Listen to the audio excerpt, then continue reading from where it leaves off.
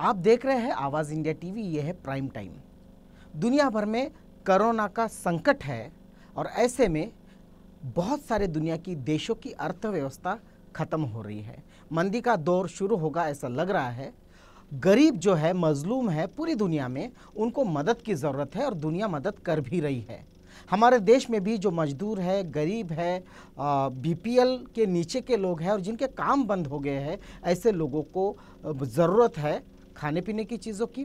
Medical का एक बड़ा बैकवर्ड रहा है हमारा, तो उसकी भी ज़रूरत है और बूस्टर देने के लिए नए उद्योगों को उसकी भी ज़रूरत है। और ऐसे में ही प्राइम मिनिस्टर रिलीफ फंड होने के बावजूद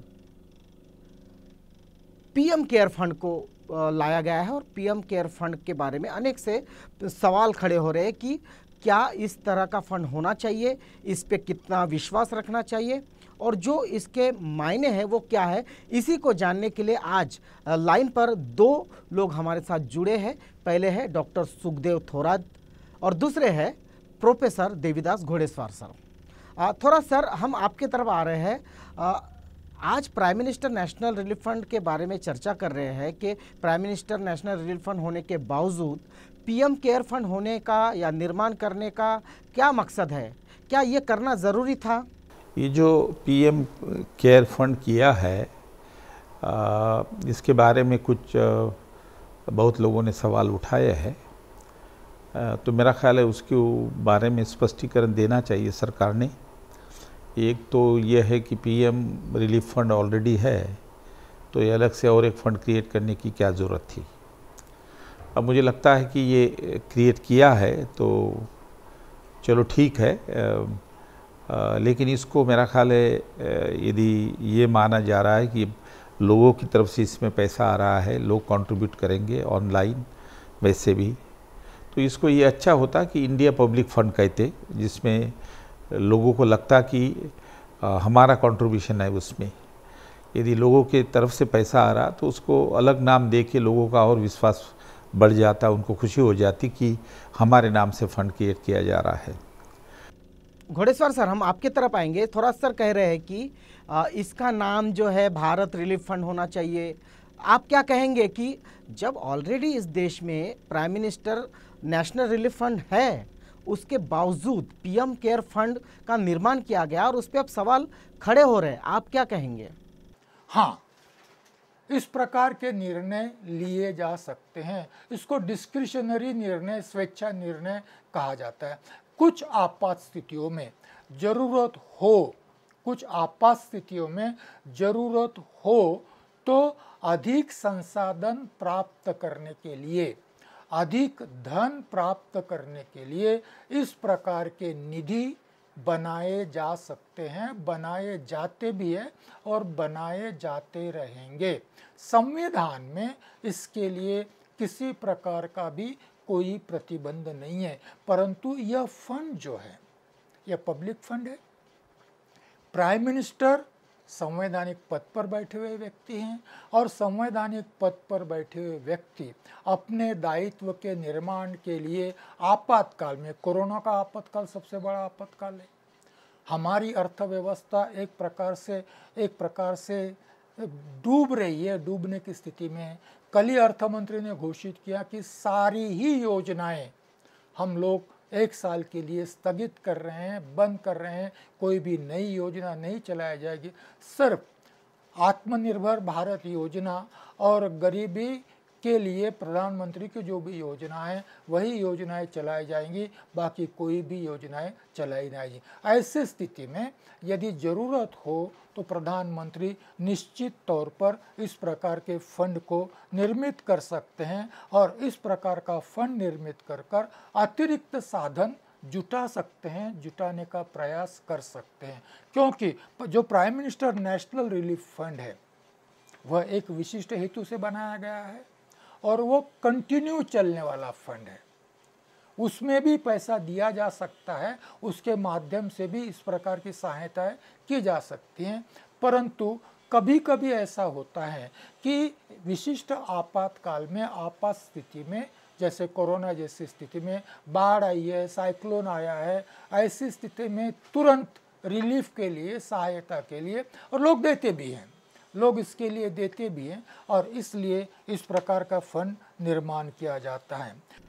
तो घोड़ेश्वर सर मानते हैं कि कुछ स्थितियों में ऐसे निर्णय लिए जा सकते हैं, लेकिन हम देखते हैं कि आरटीआई के तहत ये जवाब मिला है कि PM care fund public authority नहीं है, इसलिए उसके बारे में जानकारी नहीं दी जा सकती है।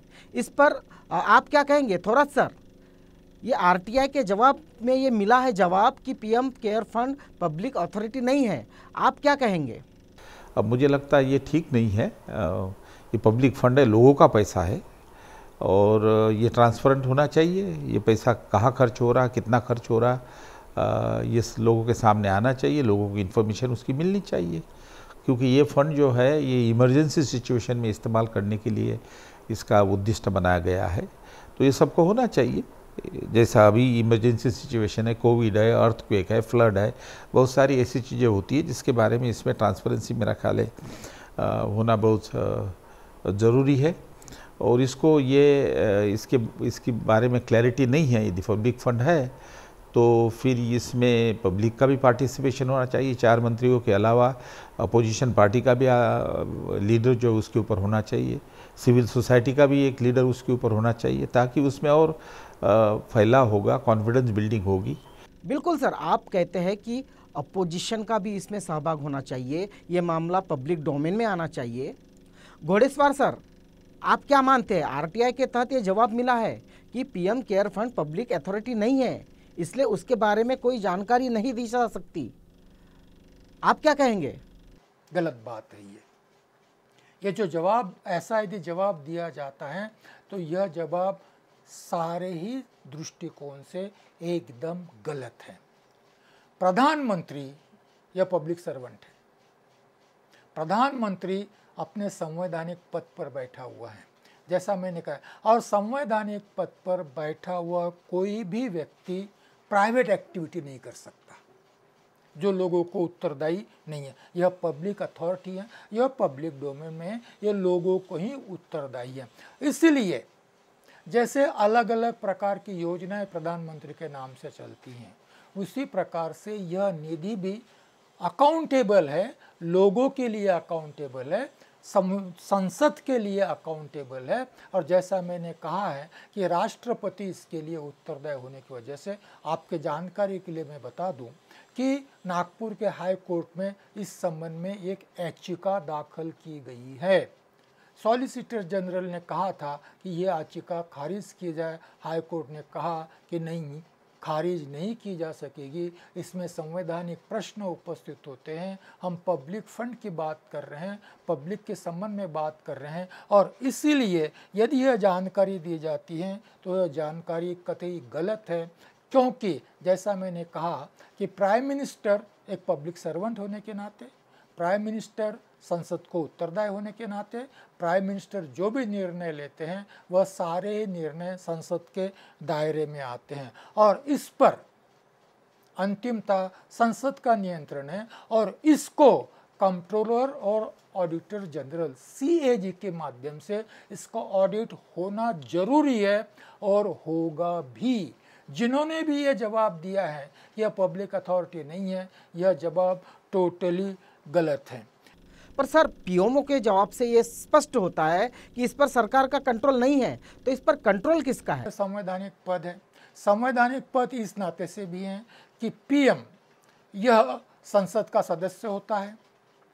संसद में जिस पक्ष का बहुमत है उस पक्ष के बहुमत के पक्ष के नेता को प्रधानमंत्री बनाया जाता है और यह प्रधानमंत्री अपने मंत्रिमंडल के साथ संसद को उत्तरदायी है, ऐसा भारत का संविधान कहता है। और इसीलिए भारत के संविधान के तहत प्राइम मिनिस्टर का प्रत्येक निर्णय यह संसद को उत्तरदायी है। प्राइम मिनिस्टर का कोई भी निर्णय संसद को उत्तरदायी नहीं है, ऐसा नहीं कहा जा सकता। मैंने 3 बातें आप लोगों से कही हैं।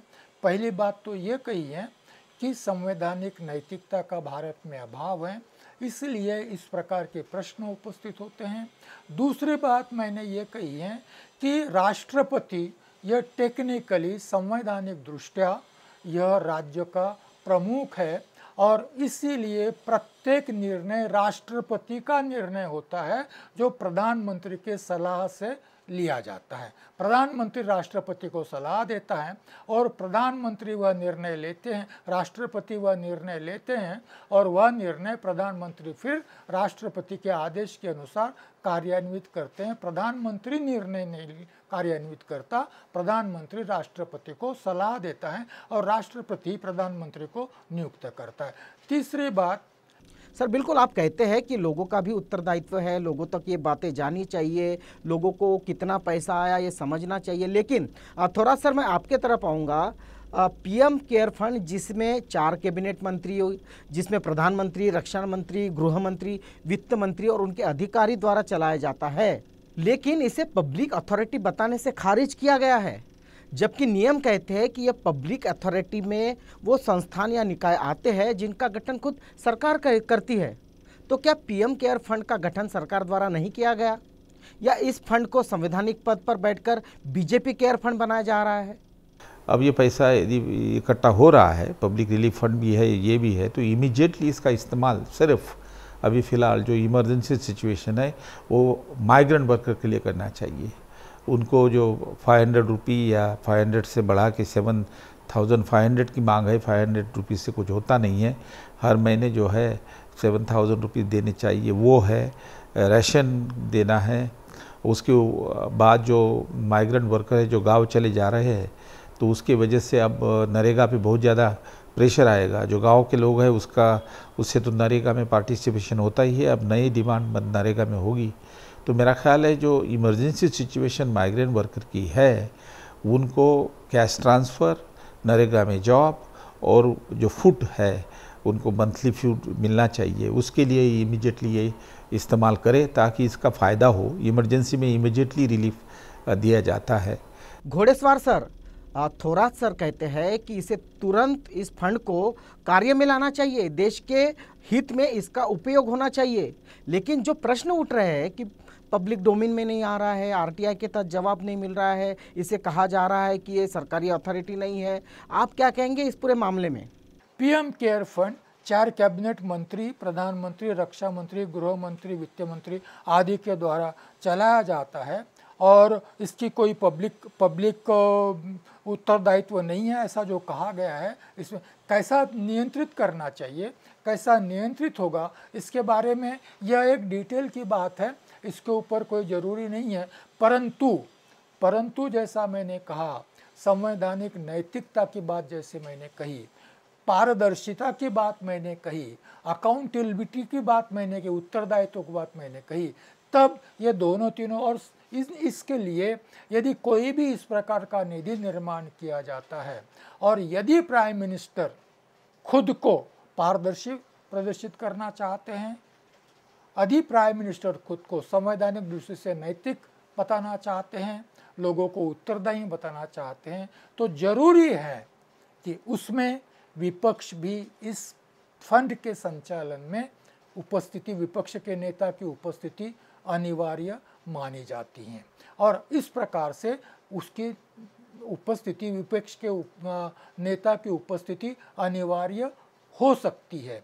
परंतु जरूरी नहीं प्राइम मिनिस्टर का निर्णय नहीं लिया होगा, क्योंकि यह आपातकाल की स्थिति है, ऐसे निर्णय लिए जाते हैं। और मोदी जी जो कभी भी संविधान की बात नहीं करते, संविधान के नैतिकता के पालन की तो बात छोड़ दीजिए, मोदी जी के बारे में ये कहा जा रहा है कि 6 साल का कार्यकाल उन्होंने पूर्ण किया है 5 साल पहले, और अभी 1 साल नए 2019 के चुनाव के बाद में आज तक प्रेस कॉन्फ्रेंस नहीं की।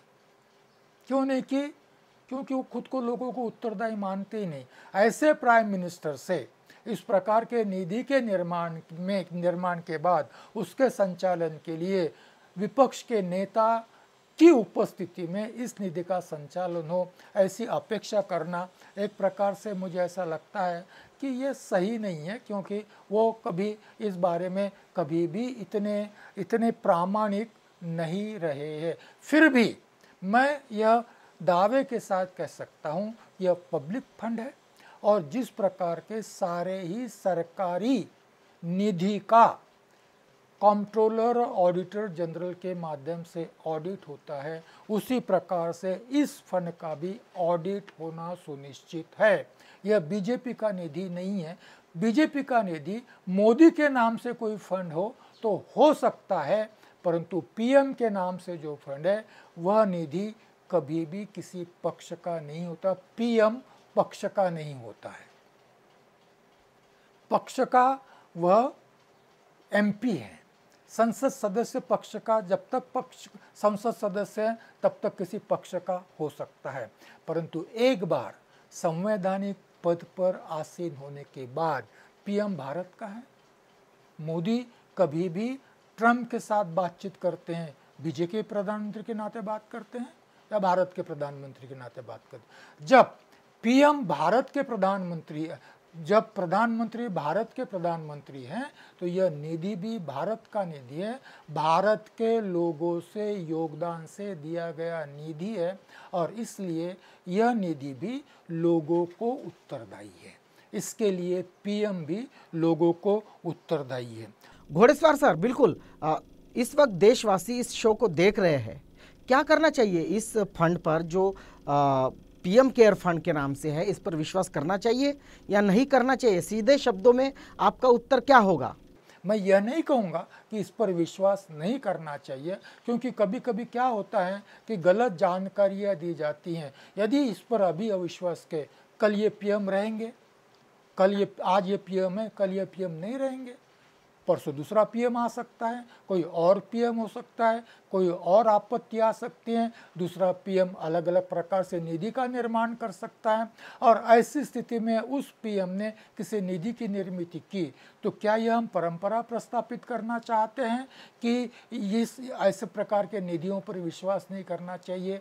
इस प्रकार की परंपराएं नहीं बनाई जानी चाहिए। इस निधि पर विश्वास करना चाहिए और यह निधि पारदर्शी रूप से खर्च किया जाना चाहिए। इस निधि का जो भी व्यवहार होता है वो पारदर्शी हो, इसके लिए यह पब्लिक अकाउंटेबिलिटी के लिए और इसके ऑडिट के लिए हम लोगों ने पार्लियामेंट के माध्यम से और न्यायालय के माध्यम से निश्चित तौर पर प्रयास करने चाहिए। संविधान यह कहता है कि पीएम, यह संवैधानिक पद होने के नाते पीएम ने जो भी निर्णय लिए हैं वह संविधान के दायरे में आते हैं, और पीएम अपने प्रत्येक निर्णय के लिए संसद को उत्तरदायी है, और इसीलिए इस फंड के लिए भी पीएम संसद को उत्तरदायी है। जब कल संसद में इसके बारे में सवाल उपस्थित किया जाएगा, पीएम को जवाब देना पड़ेगा।